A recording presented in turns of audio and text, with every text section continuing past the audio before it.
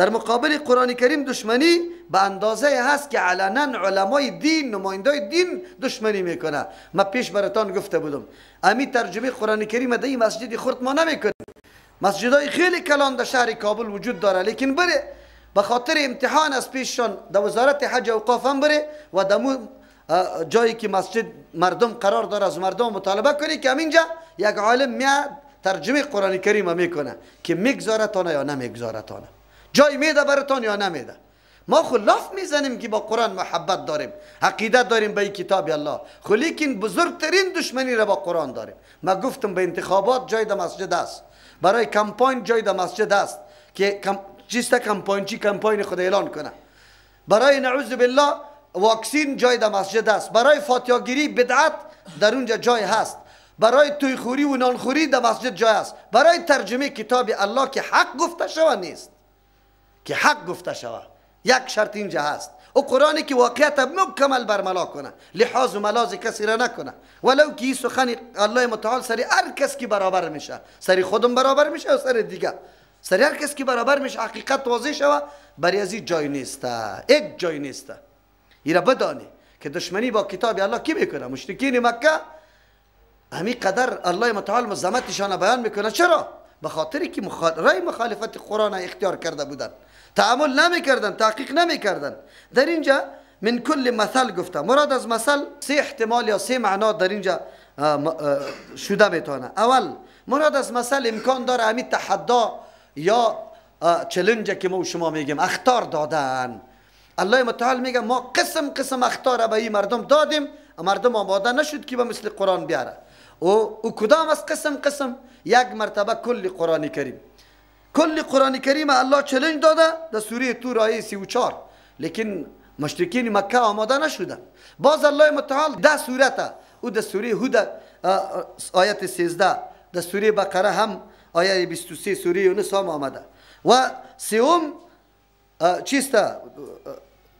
چلنج به خاطر یک آیت که در سوره بقره است، یک آیت به مثل قرآن کریم بیاری، لیکن یا آورده نتانستن. پس مراد از مثل چلنج و اخطاری که الله به خاطر مثل آوردن قرآن کریم از مخالفین کرده، ایره متنوع کرده. اول مجموعه قرآن کریم، باز 10 سورت، باز یک آیت یا یک سورت آوردن کرده نتانستن. مراد از مثل اخطار یا تحدا شد. دوم معنای مثل در اینجا که ما بیان کرده ایم برای مردم، من کل مثل شرح عذاب امتهای سابقه، حالات امتهای سابقه را، اما عذاب کیفیت عذابش الله برای ما تشریح کرده. از قوم نوح علیه السلام و عادیا و ثمودیا و لوط و قوم لوط علیه السلام و قوم شعیب علیه السلام و قوم صالح علیه السلام و قوم فرعون و کلش برای ما بیان کرده. چرا بیان کرده؟ به خاطر از اینکه ما باهوش بیم، بفهمیم که اگر ما مسیر ازوار تعقیب کردیم ما کدام استثناء نداریم، ما از حکم الله متعال، از عذاب الله متعال خارج نشدیم. مستکیوار الله عذاب داده، ما هم عذاب میده.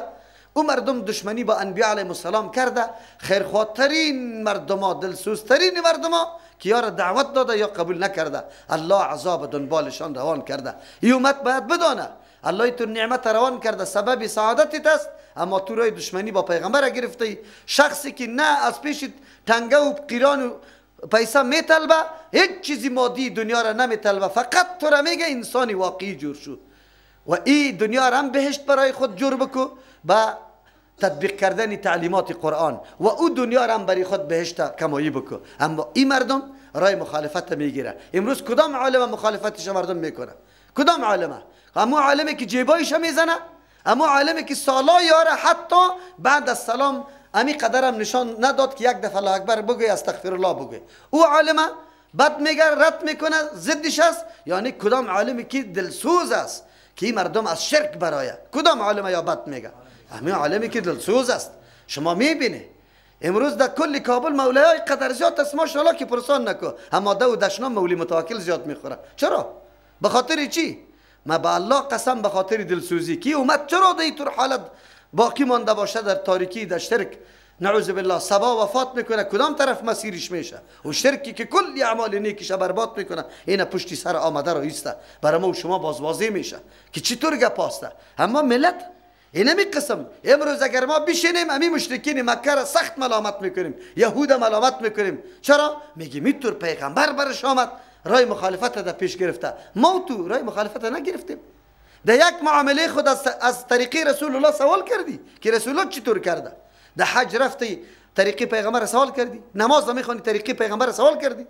توی کردی طریقی پیغمبر سوال کردی؟ دختری تدادی طریقی پیغمبر سوال کردی؟ با بچت زن گرفتی طریقی پیغمبر سوال کردی؟ در اولادی تقسیمات کردی طریقی پیغمبر سوال کردی؟ سلام دادی طریقی پیغمبر سوال کردی که سلام دادن پیغمبر چی رقم بود؟ شام بخیر صبح بخیر گفته رو ایستیم. اینی حالات ماسته، اینمی حالات ماسته. امروز اگر او مردم انکار میکرد بد میگیم، اما خودی ما انکار میکنیم، خود بد نمیگیم، خود ملامت نمیکنیم، امی سوال متوجه خود نمیکنیم. بعد متوجه خود بکنیم، باید بدانیم. از او خاطر است که قرآن کریم در مختلف مواقع عذاب اقوام گذشته را بر ما بیان کرده، حالاتش بیان کرده، مقابلی از او در مقابل انبیاء علیهم السلام بیان کرده. این هشدار برای ماست، تنبیه برای ماست. قرآن کتاب قصه به خاطر از این نیست که خوف سر ما نبیه، ما را تنبیه میده، آگاه میکنه که اینی حالت است، اینی نمونه است، سعی کرده برو، قیاس کرده برو، بعد از او بری تو واضح میشه. دیدیم با چشم سر دیدیم زمانی که پشت طرف قرآن حدیث دور دادیم کدام کافر نبود که سر ما حمله نکرد. چی بدبختی ها آمد سری وطن ما، کدام حالت، کدام از امروز میبینیم دختر جوانی ما امروز در نروژ قطعی کافر شده، در اونجا از اسلام حتی آگاهی نداره. از چی شد؟ از دست ازی شد که ما قرآن ترک کرده بودیم. یک در کلی افغانستان ترجمه قرآن کریم نمیشد، مرکز درس حدیث وجود نداشت که او واقعا حدیث در لباس حدیث پیغمبر گفته شود. در یک جای دو جای دوری حدیث میشد، خدمت مذهب بود، مثل که آلی در مدارس پاکستان حدیث گفته میشه برای خدمت مذهب، نه برای بیان تعلیمات رسول الله صلی الله علیه وسلم. و این بالکل وضاحت است. اینمی پشت دادن به قرآن حدیث است که الله عذابای گوناگون سر ما آورده. تنها پیغمبر دعا کرده که امت مرا الله تو بیخکن از بین نبر. از او خاطر الله بیخکن نمیبره، همینطور ماندیم. وگرنه کدام نوع عذاب نیست که سر ما نآمد. بی غیرتی، بی ناموسی، بگوی کدام تعذیبا، بندیخانه ها، کدام چیزا نیست که سر ما تیر نشده. آواره شدن، ملک و مال و جایداد ماندن، یکی دیگر را کشتن. امروز میبینیم همین حالت امروزی ما چقدر دردآور است، چقدر خطرناک است. این کلش است که ما اعراض از کتاب الله کردیم. این کتاب الله را گفتم ما کتاب مردا جور کردیم، کتاب ثواب جور کردیم. ما از کتاب الله چیز برداشتی نداشتیم. سوم معنای مثل در اینجا دلایل توحید و دلایل نفی شرک است. الله متعال گوناگون اقدر دلایل برای یکتاپرستی خود بیان میکنه. احوال انبیاء علیهم السلام، بزرگای دین، مقابله ازواره، دلایل عقلی را، آسمانی را و فضایی را و بحری را کلش برای ما پیش میکنه که ما عقیده توحید الله را پیدا کنیم. الله میگه یار سه معنا در مثل است، هر کدامش به خود معنا داره. ولقد صرفنا، یقینا ما گوناگون بیان کردیم، للناس برای فهمیدن مردم، برای از اینکه مردم بیدار شوه، آگاه شوه، فی هذا القرآن، در این قرآن کریم، و اعتراض بیجا نکنه که کلام الهی نیست. من کل مسئله، از هر نوع اخطار دادن، از هر نوع چلنج دادن که بیاره به مثل کل قرآن 10 سورت، یک آیت و یک سورت بیاره، هیچ کدامش آورده نتونستن. دوم ولقد فابا اکثر الناس، انکار کرد اکثر مردم، الا کفورا، بجای ازی که تعامل میکرد که ما خو امی چلنج قرآن برای ما داد آورده نتونستیم به مثلش، باید بپذیریم که کلام الهی است، رجوع بکنیم به مو شخصی که دعوت میداد پیش از او بشینیم، مطلب و مقصد قرآن را بفهمیم. لیکن انکار است. فابا اکثر الناس، نمیکنه، قبول نمیکنه اکثر مردم، الا کفورا، بجز از ناسپاسی، این نعمت بزرگ قبول نداره. ولقد صرفنا للناس، یقینا گوناگون بار بیان کردیم برای مردم، برای فهم مردم، فی هذا القرآن، در قرآن کریم، من کل مثل، از هر نوع بیان کردن حالات عذابای قومای گذشته را، تا که یا بوشار و بیدار شود، خود داری کنن از اینکه مخالفت دعوت پیغمبران را نکنه. فابا اکثر الناس، انکار کرد اکثر مردم. امروز شما اقل است یا اکثر؟ اقل است، اکثر نیست. اکثر مردم ترجمه ما شما را قطعا نمیپذیره، تبلیغات میکنه، میگه گمراه کت مردم، شما را گمراه میگه، ما شما را گمراه میگه. خلاص اکثر مردم نمیپذیره الا کفورا بجز از ناسپاسی. ولقد صرفنا للناس یقینا ما برای فهم مردم بیان کردیم گوناگون فی هذا القرآن دی قرآن کریم من کل مثل از هر نوع دلایل توحید عقلی نقلی هر قسم دلایل. رد شبهات منکری نکردیم دلایل نبوت میعاد آخرت همه را بیان کردیم. فابا اکثر الناس انکار کرد اکثر مردم ها الا مگر انکار نکرد کلی کارهای دیگر را گذاشت یک کار در پیش گرفتن کفورا ناسپاسی از نعمت های الله نعمت الله برشان آمد قدرش نکرد. و قالو گفتن لن نؤمن لک بله کسی که طبیعت داره اینی تصور مادیات پرستاست همیشه هر کس مطابق ذهن خود سوال میشه ذهن خود سنجش داره اما ذهن خود در کار میپرته. این مردم ها البته میگه که کسی که پیغمبر شوه باید او متصرف هم باشه هر چیز در اختیارش باشه اگر کور اوسو میکنه اوسو شوه اگر سنگ طلا میگردانه طلا شوه اگر در یک زمین خشک بگوید که آب جاری شو این تصور اونمو مشرکین بود اما عقیده غلط و نادرستی که داشت. اما امروز با تاسف امی مسلمانای ما همی عقیده را در حق اولیاء داره.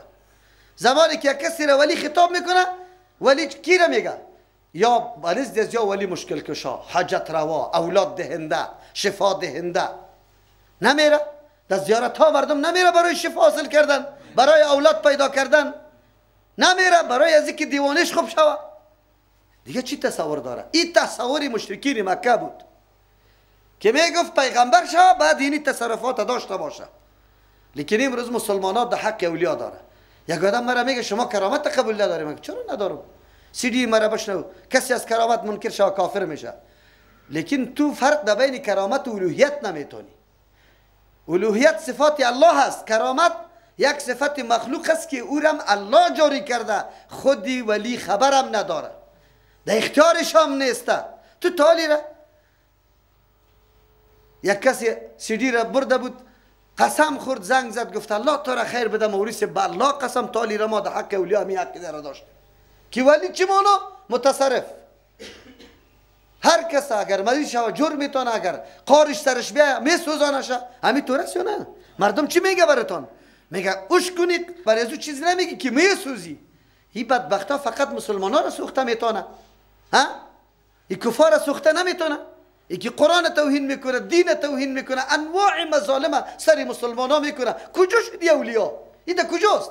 شما باور به الله بکنی عالمش این گپ گفته در کلیپ موجود است امروز یک مولوی صاحب میگه وقتی که آمد روسا حمله کرد در سالنگ اولیا رفتن دم ایرایش گرفت که حالی نبیا گفت دید که در تانگ اولی روسا اما از یا که در کلان ولی نشسته است یا عقب کردن پس شدن دیگهش چی میگه بدبختش خبیثش نعوذ بالله لعنتی الله سری تر مسلمانا که مردم تباه کرده از دین بدین کرده. میگه حکومتی طالبا را خو پیری ما از بین برد خود جا مسافر و پیری ما گفت یک جای شد مشوره کردن. چرا مشوره کردن؟ گفت کی طالبا ظلم شروع کرده از او خاطر چپک حکومتیشه چپک حکومتیشانه. ببینی این تصور است از برای امی مسلمان ها. کسی که کتاب الله را خوانده باشه یک روز امو عالم امی آیت های قرآن برای مردم گفته باشه مردم چرا در این گمراهی و در این بیدینی میروه؟ چرا اینطور میشه؟ چرا حق دین حق نمیفهمه؟ اما امی علماست که 10 سال تیر کرده به الله قسم اگر ولی را برای تشریح کرده باشه از امی مقتدیش دوش و گم میشه کجاست؟ زن خود در غزنی برده سبار زبی عالم شان شه که تو چی میکردی در غزنی؟ نه هنوز برش میگه زیارتت قبول تا این اندازه کدام خیر ما چی کنیم کدام طرف بریم والا از حکمت کار بگیریم خیر ما نمیگم کی میفهمیدیم این راه حقه چه قسم میفهمیدیم راه حقه کتابی داری کتاب الله و سنت رسول چی رقم میشه پنهان کو نیاکانی ما خو رفتم پنهان کردن یکیش نگفت مردم خو نرفت قبر پرست شد شخص پرست شد تنظیم پرست شد مذهب پرست شد لسان پرست شد زن پرست شد امروز الله را پرستش میکنه هیچ چیزا را این نمی چیزا را پرستش میکنه الله پرستی وجود نداره. خیر کدام طرف شوی مردم خدا زرنگام میدانه دیگه چی میگه مولوی صاحب امی تو بگو خوب است امی تو بگو ما خو میگم خو تون بگو، تو عالم نیستی. ولی ما یک کمی مرا بی عقل فکر کردی، پیش مردم دلت مرا میدی، توی قدر زرنگ هستی، پیش ما میتور کردی، به الله چی جواب داری؟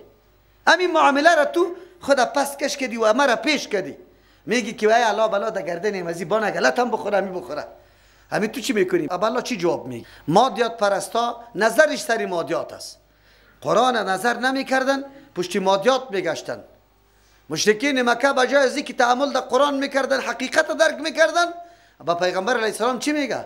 تو که اینطور پیغمبر خدا میگیری دیگه، این کوه ها را برای ما طلا جور کو، این کوه ها را از مکه دور کو، با مثل فلسطین واری خواب دشت و زراعت و آب و آبیاری باشه، در رگستان ها برای ما چشمه را جاری کو دیگه. الله متعال نقل قول از وارا میکنه. از او خاطر و قالو گفتن لن نؤمن لک، هرگز ما باور نمیکنیم به گپای تو. یک معنا اگر مراد از ایمان معنای لغوی بگیریم، اگر اصطلاحی بگیم و قالو گفتن لن نؤمن لک، هرگز ما ایمان نمیاریم برای تو، حتی تفجر لنا، تا ای که تو روان کنی برای ما، من الارض، از زمین، یعنی از زمین مکه، ینبوع، چشمه ها را روان کو. ما خود سالا در ریگستان ها زندگی کردیم که دشت و زراعت و یا بیاری شود. ما باید از او تصدیق رسالت تو را میکنیم. الله متعال میگه عجیب است، معجز بدن قرآن کریمه ای را هیچ نظر نمیکنه، چیزای مادی را طلب داره، حالان که امی طلب هم به خاطر حق جویی نیست، بلکه بهانه طلبی است، بهانه جویی است و پیغمبر علیه السلام در مشقت انداختن است. او تکون لک جنت، یا باشه بری تو یک باغ، من نخیل، از خرما، و عنب، از انگور، فتفجر الانهار، که تو جاری کنی روان کنی جویا را، خلالها در بین از و تفجیرا بروان کردن. اینی را مردم میگه بنده های شکم، بنده های شکم. تو بگو که این ختمات نادرست است، ریش سفید از اوجا همینطور لرزه میگیره شه که والای روزای پنجشنبه که دو پیازه میخورد و میره بند میکنه، از همونجا چیغ میزنه، یک تو ملاستی کلمه خدا خوانده نمیتونه، اما سری ملا اعتراض داره. سری ملا اعتراض. علت چیسته؟ علت شکم، او چیزی که به شکم میرسید او من نمیشه.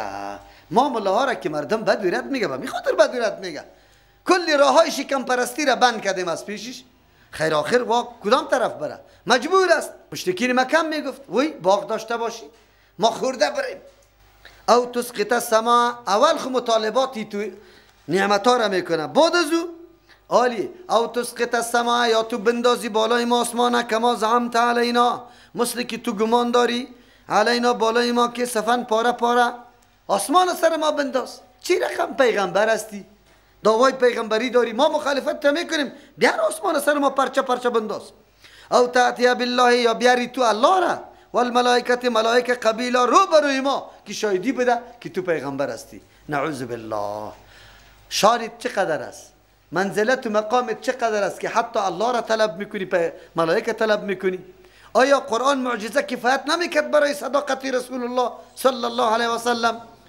چقدر الله متعال چقدر دلایل واضح را پیش میکنه، تا وقتی که رسول الله نگفته بود که لا بگوی لا اله الا الله، آدمی صادق و امین بود. تو هم دعوت به توحید نده ای جوان، ای جوان دعوت به توحید نده، عمل به سنت رسول الله نکو، 5 وقت در مسجد برو، پیسه مولا را جمع کو، مسجد جارو کو، بوتا را جور کو. مردم چی میگن؟ اینقدر خوب بچه است که پرسان نکو. دمی اعمالت فقط یک روز بگو که ای مردم اینمی قبرها چیزی نمیتونه، فقط قابل عبادت یک الله هست. باز میبینی که مردم در مقابل چی میگن. آل یهود جور میکنه تا یا نه؟ و اعمالی نیکت کلش هدر میره، هیچ دیگه باقی نمیمانه. رسول الله پیش از دعوت امیر قوم امین و صادق بود، اما زمانی که شروع میکنه میگه نه اینطور نیست. او یکون لک بیت، یا باشه بری تو خانه، من زخرف، از طلا، طلا باشه خانه طلایی داشته باشی که ما داشت تکیه بزنیم خو کنیم. او ترقا فی السماء، یا بالا برید آسمان، ببینیم تکیه نه بالا میشید آسمان. باز چی میگه؟ ولن نؤمن لرقیک، هرگز ایمان نمیاریم به بالا رفتنی تو، اگه بالا بری ایمان نمیاریم. حتی تنزل علینا، تا ای که بیاری بر ما کتابا، یک کتاب، نقرأوه که ما بخوانیم. که او تصدیق رسیدن تو به آسمان شوه که راستی تو در آسمان رفته ای. این مطالبات مشرکین بود. هدفشان بهانه جویی، هدفشان حق طلبی نبود. چرا قرآن کتاب الله آمده بود محتوا و مضامین مشتمل به این طور علومی که سراسر انسان قناعت میده، عرق میکنی که وقت مطالعه بکنی. امی آهنگ و زمزمه که قرآن داره عین تراوی در ذهن می سخن آمد که چرا وقتی که لذت بردم از این زمزمه قرآن کریم گفتم الله اکبر، یک لسان دیگه امی طور چی را نداره، لذت و جذب نداره، مست که لحن چیز عربی. الله متعال که قرآن کلام خدا به عربی نازل کرده به می خاطر که این بسیار دلکش است و عجیب زمزمه داره، یک لسان دیگه نداره همینطور زمزمه. الله اینطور تنها لفظی از این انسان چی میکنه؟ فرا میگیره، نمیتونی که خدا بکشی. لیکن این بدبختا چیزایی را مطالبه میکنه که این باشه این باشه. الله جواب میگه قل بگوی پیامبر علیه السلام سبحان ربی، پاکیست برای پروردگاری من. هل کنت الا بشر رسولا، پاک است پروردگار. هل کنت نیستم من الا بشر رسولا، مگر پیغمبر. دو صفت دارم. شما چی تصور میکنید در حق من؟ متصرف هستم، کارساز، ها؟ تغییرات آورده میتونم، کوه ها را تبدیل میتونم، سنگا را به طلا تبدیل میتونم، ریگستان های خشک به چی چشمه ها کشیده میتونم. رسول الله جواب میگه، متوجه استی یا نیستی؟ رسول الله جواب میگه من بشر هستم، رسول هستم، اما ساحر امروز ما دعوا داره که من اینجا چشمه کشیده میتونم. من همیال تو را سنگ جور میکنم، فکرت باشه در ما کج سی نکنی، به ما سبک سی نکنی که تو را میسوزانم. او عجیب است. ببینی رسول الله با این مقام و منزلت خود با این مشرکین این جواب داره که من نه در ریگستان چشمه را کشیده میتونم، نه کوه ها را دور کرده میتونم، نه باقی چیسته خرما و چی را پیدا کرده میتونم. من انسان هستم، بشر هستم، بشر محتاج هستم به الله متعال. پس معلوم شد که کسی ادعای کمال میکنه که من اینطور میکنم او ساحر است، او ولی نیست.